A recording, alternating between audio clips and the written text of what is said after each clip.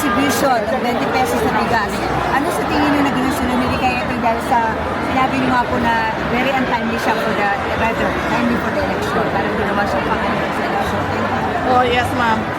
Kaya nga ako nakaitim ngayon, araw na ito sa kampanya namin dahil nalulungkot talaga ako. Nagluluksa ako kasi pinaglalaruan yung mga tao na walang-wala. Pinaglalaruan yung mga mahihirap na hindi lang isang beses, hindi lang dalawa, paulit-ulit na sinasamantala yung desperation, hunger, and poverty sa ating bayan. So yung pagpapatigil, ma'am, sa tingin mo, isa na rin ito doon sa maybe nag-hit sila doon sa sinabi niyo na ginagamit lang ito para sa eleksyon.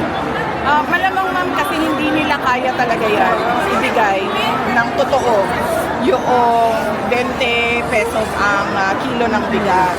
Kaya nila napatigil yan, kaya nila tinigil yan kasi alam nila na hindi talaga nila kaya ibenta. Sinubukan nila mag-promise na naman ulit na alam nilang hindi nila kaya ibigay.